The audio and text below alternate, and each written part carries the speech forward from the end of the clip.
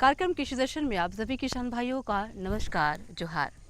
किसान भाइयों, जाड़े के मौसम ने दस्तक दे दी है और अब हमें ज़रूरी है कि हम अपने फसलों और पौधों की भी उचित देखभाल करें और साथ साथ ज़रूरी है कि वैसे किसान जो पशुपालन करते हैं उन्हें भी ज़रूरी है कि सही जानकारियाँ हों ताकि वो अपने पशुओं को जाड़े के मौसम से बचा सकें। तो इसी सिलसिले में हम आपको देंगे ढेर सारी जानकारियाँ, मगर उससे पहले हम आपको दिखा देते हैं कृषि समाचार। नमस्कार, कृषि समाचार में आपका स्वागत है। मैं हूं पूजा। आइए देखते हैं आज कृषि समाचार में क्या है खास। कोडरमा के किसान अनुदान पर तालाब निर्माण के लिए ले सकते हैं जल निधि योजना से लाभ। अम्लीय मिट्टी में पोषक तत्वों के संतुलन के लिए करें बेसिक स्लैग का उपयोग। राजमा के बेहतर उत्पादन के लिए लगाएं उन्नत प्रभेद PDR 14। अब समाचार विस्तार से।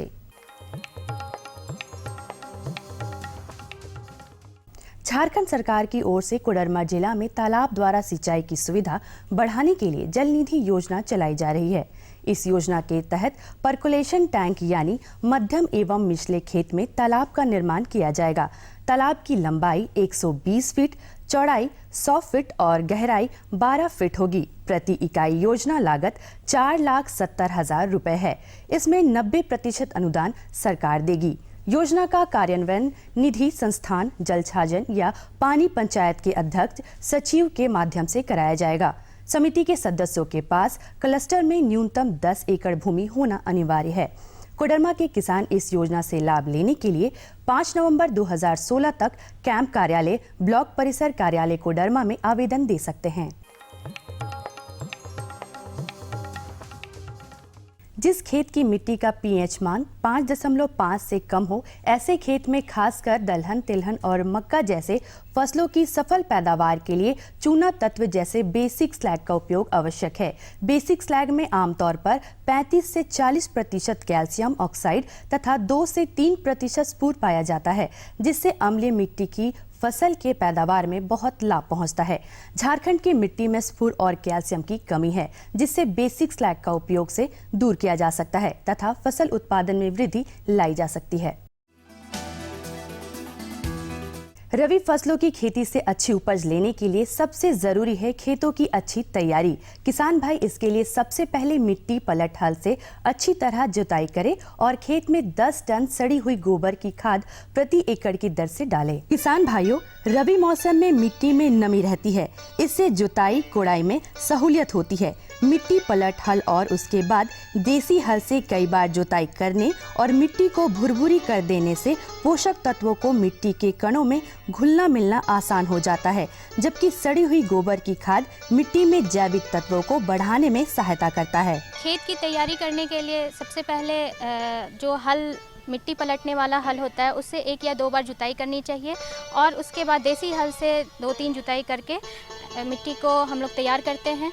उसमें बहुत ज़रूरी है गोबर की खाद 10 टन प्रति एकड़ की दर से 10 टन प्रति एकड़ की दर से खाद का हम लोग प्रयोग करें। रबी मौसम में राजमा की खेती के लिए मध्य अक्टूबर से मध्य नवंबर तक बुआई का काम पूरा कर ले। इस मौसम में राजमा से अधिकाधिक उपज लेने के लिए PDR 14 या मालवी 15 नामक उन्नत प्रभेद लगाएं। रबी मौसम में राजमा की बुआई में 60 किलोग्राम बीज प्रति हेक्टेयर की दर से बोएं। इसमें कतारों के बीच 30 सेंटीमीटर और बीज से बीज की दूरी 15 सेंटीमीटर रखें।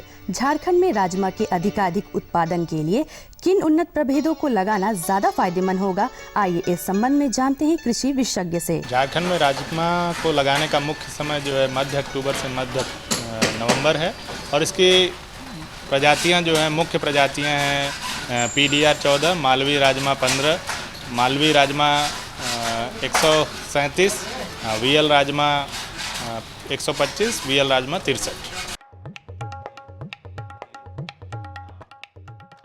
किसान अपनी फसलों पर पाउडर दवा का छिड़काव करने के लिए रोटरी डस्टर कृषि उपकरण का इस्तेमाल कर सकते हैं। इसके बॉक्सनुमा हिस्से में पाउडर दवा को डालकर ढक्कन को बंद कर दिया जाता है और जब रोटरी को घुमाया जाता है तो पाउडर का छिड़काव होने लगता है। आइए आज जानते हैं बैगन फसल में हॉपर्स माहो और सफेद मक्खी कीट लग जाए तो उन्हें रासायनिक दवा के बिना कैसे रोके। किसान भाई हॉपर्स माहो और सफेद मक्खी बैगन फसल के कोमल अंगों से रस चूसकर उपज पर प्रतिकूल असर डालते हैं। इन कीटों के रोकथाम के लिए प्रति एकड़ 2 से 3 पीला या डेल्टा ट्रैप खेत में लगाएं।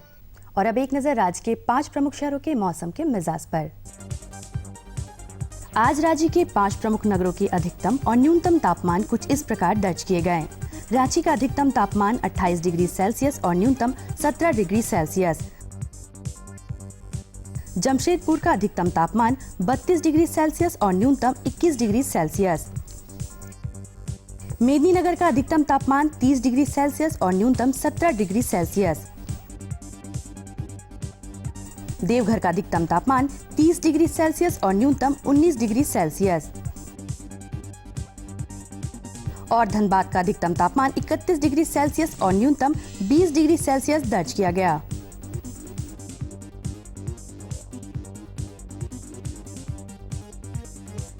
कृषि समाचार में आज इतना ही। अगले दिन अगले अंक में फिर मुलाकात होगी कुछ ताजा तरीन खबरों के साथ। तब तक के लिए दीजिए इजाजत। नमस्कार, जोहार। किसान भाइयों, आप देख रहे थे कृषि समाचार, जिसपे आपने कृषि संबंधी ढेर सारी जानकारियां प्राप्त की। मौसम के मिजाज से लेकर मंडी के भाव के बारे में भी आपने जाना। किसान भाइयों, जानकारियां अभी और भी हैं जो हमें आपको देनी है, मगर हम लौटेंगे एक छोटे से विराम के बाद। ये लो और बताओ। बस। अरे ये क्या भैया जी, बस इतनी सी रासायनिक खाद? किसानी छोड़ रहे हो क्या? किसानी नहीं, नादानी छोड़ रहे हैं। मिट्टी की जांच कराई है।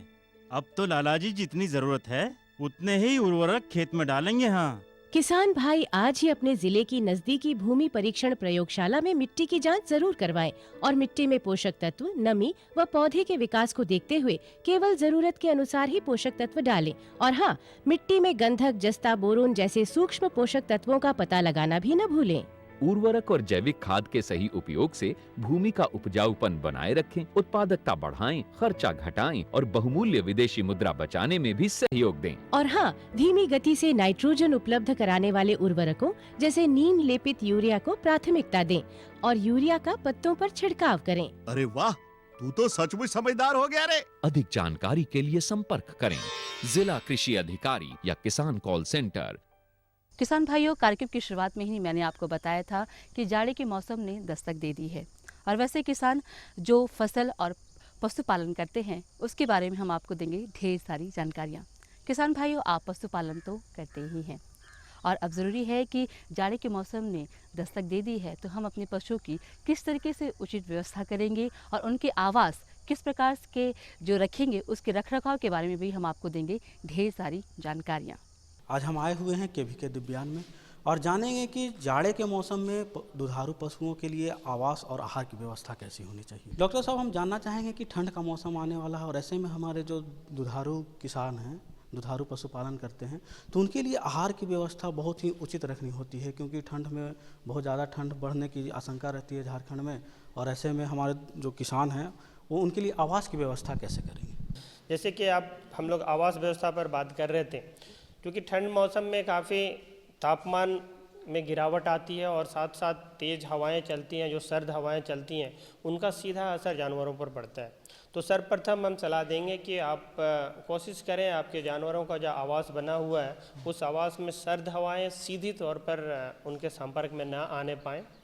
इसके लिए आप विभिन्न उपाय कर सकते हैं। अगर संभव हो तो आप बाज़ार में जो टाट पाए जाते हैं, जो छोटे घास फूस के बने होते हैं या अलग अलग चीज़ों के बने होते हैं, जो टाट वो पाए जाते हैं, जो आपके खिड़की दरवाजे में आप लगा सकते हैं।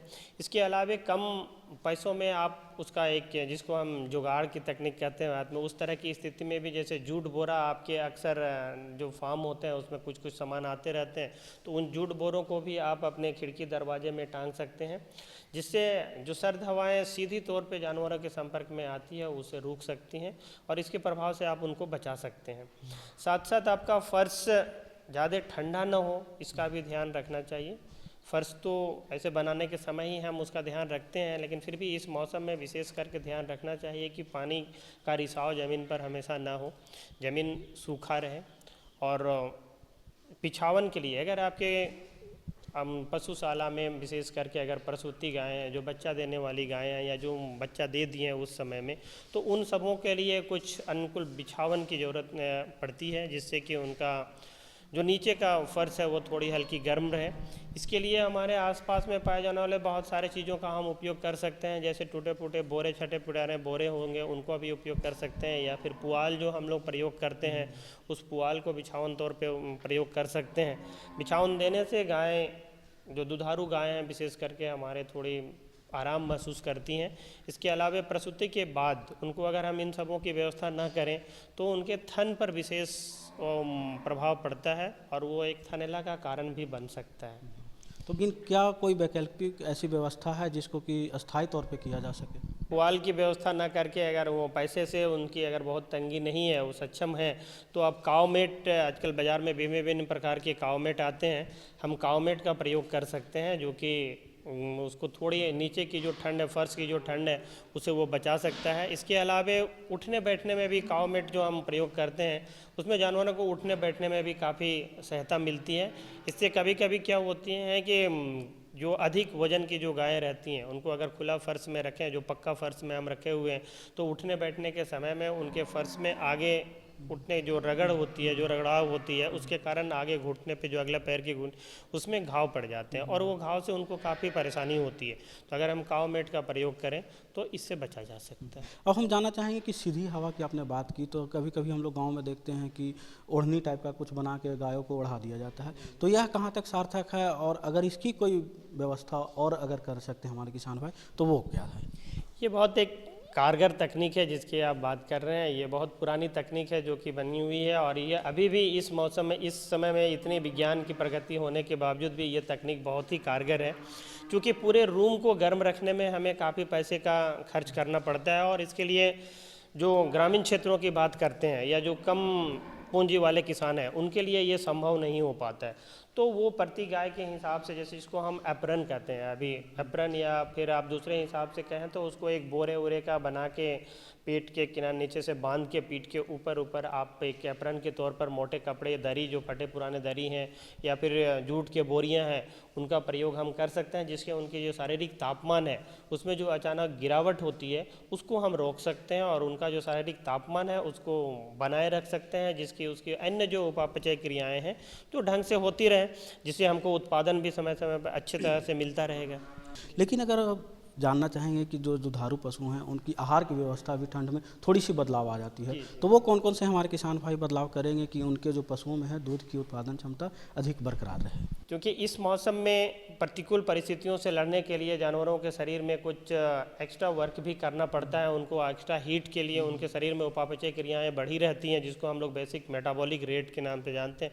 उनकी बेसिक मेटाबॉलिक रेट बढ़ा रहता है, जिसके कारण हमें उनके आहार में प्रोटीन और कार्बोहाइड्रेट की मात्रा को थोड़ा बढ़ा देनी चाहिए। इसके लिए हम विभिन्न तरह की चीज़ों का उपयोग करते हैं, जैसे कार्बोहाइड्रेट के तौर पे जो हम लोग उपयोग करते हैं, जैसे मकई दर्रा वगैरह करते हैं, या कहीं जिस क्षेत्र में मोलासेस या छोआ जिसको कहते हैं वो उपलब्ध रहता है तो मोलासेस की मात्रा भी देते हैं।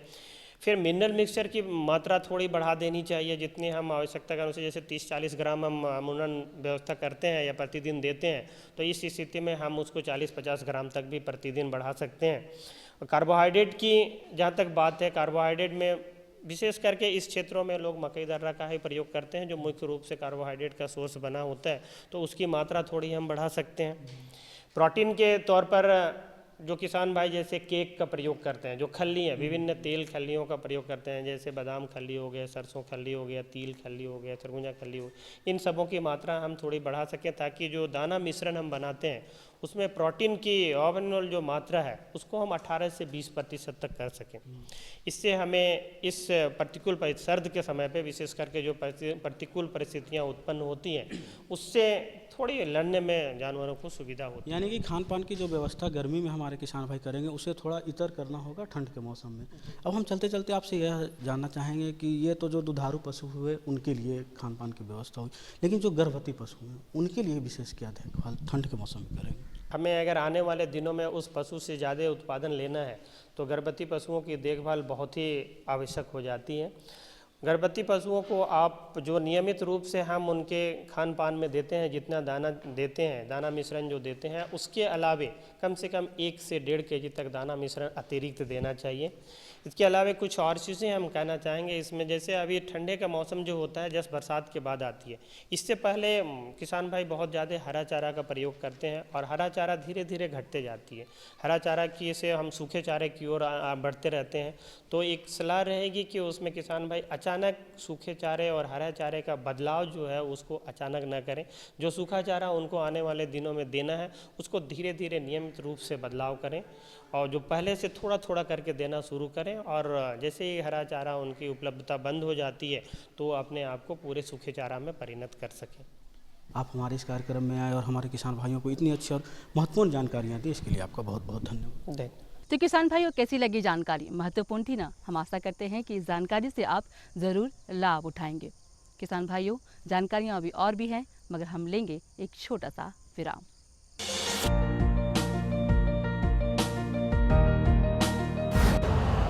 यूरिया का स्वदेशी उत्पादन 70 लाख टन बढ़ाने के लिए 6 उर्वरक संयंत्रों का उद्धार किया जा रहा है।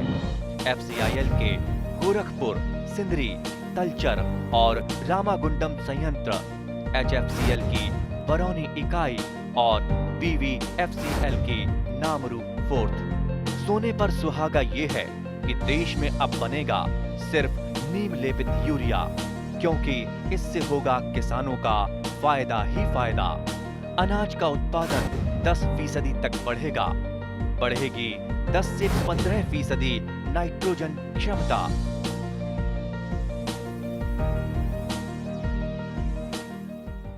किसान भाइयों, हम मटर की खेती कर रहे हों तो हमें ज़रूरी है कि हम मटर में लगने वाले कीट के बारे में भी जान लें। तो किसान भाइयों, हम आपको बताएंगे कि अगर आपने मटर की खेती कर रखी है तो उनमें कौन कौन से कीट लग जाते हैं और उनके लक्षण आपको कैसे पता चलेंगे, उसके बारे में हम आपको देंगे ये जानकारी। हमेशा की तरह नई विषय के साथ चर्चा हम आपके बीच लेके आते हैं। आज का विषय लेके आए हैं कि मटर फसल में लगने वाले कीट व्याधि प्रबंधन कैसे करें, और इसके लिए विस्तृत जानकारी देने के लिए विशेषज्ञ है हमारे पास डॉक्टर जयपाल सिंह चौधरी। सर, जैसे कि हमारे किसान भाई अभी खेत में मटर लगा चुके हैं, कुछ लगाने की स्थिति में है और खेत तैयार कर रहे हैं, तो इसकी कीट व्याधि प्रबंधन कैसे करें? बताना चाहूँगा कि उनकी पहचान कैसे करें। पहचान के लिए, क्योंकि जैसे मटर का हम बुआई कर देते हैं, मटर जैसे ही निकलता है तो कुछ दिनों बाद में ही देखते हैं कि कुछ आपके पेड़ हैं कहाँ से यहाँ जहाँ पे देखते हैं तो सूखने लगते हैं। उन सूखने के पीछे कई कारण हैं। अगर हम एक पैच में सूख रहा है कि कुछ जगह में सूख रहे हैं, उनको जस्ट ऐसे उखाड़ेंगे तो आपका मटर का पेड़ ऐसे ही उखड़ जाता है और देखेंगे कि उसकी जड़ें कटी हुई हैं। अगर जहाँ पे आपका ऊपरी भूमि में है तो उसमें दीमक का प्रकोप होता है। पहला, अगर दीमक है तो आपको उसके साथ में मिट्टी लगी हुई आएगी और जड़ अंदर से खोखली होगी।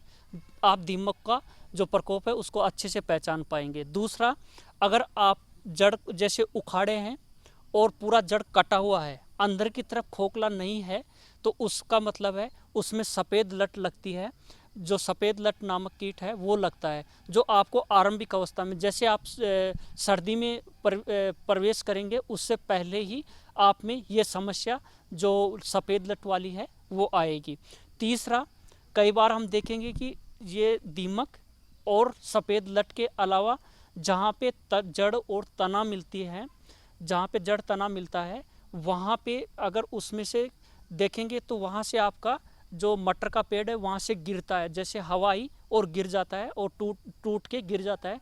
तो अगर हम वहाँ पे ध्यान से देखेंगे तो वहाँ पे एक छोटा सा पिल्लू दिखाई देगा, जिसको फल मक्खी का जो मैगट होता है वो वहाँ पे अंडा, अपना अंडा, और जहाँ उसका पिल्लू बढ़ता है उसकी वजह से आपका मटर का पेड़ गिरता है।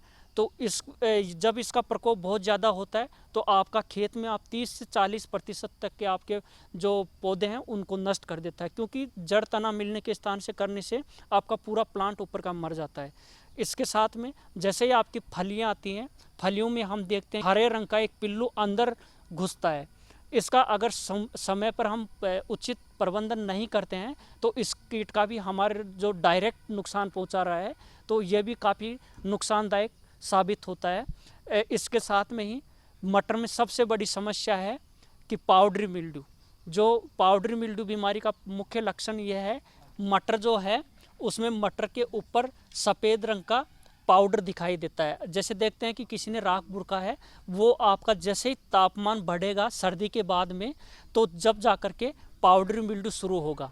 पाउडरी मिल्ड्यू बीमारी की वजह से आपका पूरा मटर का जो पूरा खेत है वो पीला हो करके और ख़त्म हो जाएगा, और आपका मटर की जो तुड़ाइयाँ हैं, जो आपकी जो 2-3 तुड़ाइयाँ अंत में होनी चाहिए थी, वो पहले से ही ख़त्म हो जाएंगी। तो पाउडरी मिल्ड्यू ये हो गई। इसके साथ में अगर एक और सबसे मैं बताना चाहूँगा किसानों को कि जहाँ मटर, आपका आलू इसके साथ में भी होता है कि कई बार पाला गिरने से भी बहुत ज़्यादा नुकसान होता है, और मटर की पूरी फसल आज जैसे पाला गिरता है तो पूरी एक साथ नष्ट हो जाती है। तो ये मुख्य रूप से जैविक और अजैविक कारक रहेंगे जो आपकी मटर की फसल को नुकसान कर सकते हैं। हम जानना चाहेंगे डॉक्टर साहब से कि झारखंड के जो किसान भाई हैं और वो जो मटर की खेती करते आए हैं, उनमें जो मटर की खेती करने में जो समस्याएं आती है, कौन कौन से कीट खास तौर पर लगते हैं, उसका निवारण कैसे करेंगे? आप जैसे ही मटर लगाएंगे, मटर की बुआई के 1 महीने बाद में बढवार के समय ही आपको आकर के नुकसान पहुंचाना शुरू कर देते हैं।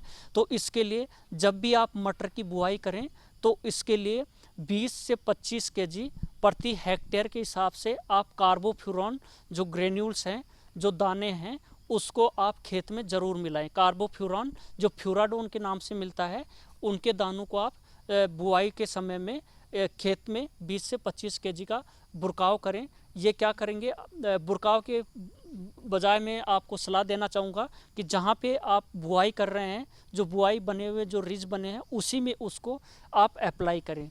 तो और अप्लाई करते इसको डालते समय यह ध्यान रखें कि बीज के पास में आपका ये इंसेक्टिसाइड जो भी कीटनाशक है वो उसके ज़्यादा डायरेक्ट संपर्क में नहीं आए। तो आपका जो सफ़ेद लट्ठ है, जो फल मक्खी, जो तना मक्खी जिसको हम सही शब्दों में बोलें तना मक्खी, और जो दीमक है, उसका प्रबंधन आपका हो जाएगा जो पहली अवस्था में। अगली अवस्था जिसमें मैं बात कर रहा था कि जहाँ फलियाँ आती हैं उसमें पोड फ्लाई लगती है और उसके साथ में पोड बोरर लगता है। उसके लिए आप पोड बोरर जैसे आपका अगर आना शुरू हो गया है तो उसके साथ में आप जितना भी पोड्स हैं उसको तोड़ना शुरू कर दें। तुड़ाई के बाद में आप फ्लूवेंडामाइड फैम नामक दवा है, उसको 1 ml को 3 लीटर पानी में मिला करके उसका छिड़काव करें, या एंडोक्साकार्प 1 ग्राम दवा को 2 लीटर पानी में मिला करके इसका छिड़काव करें। अगर हो सकता है तो यहाँ पर भी आप नीम आधारित दवाओं का पहले की अवस्था में आप प्रयोग कर सकते हैं।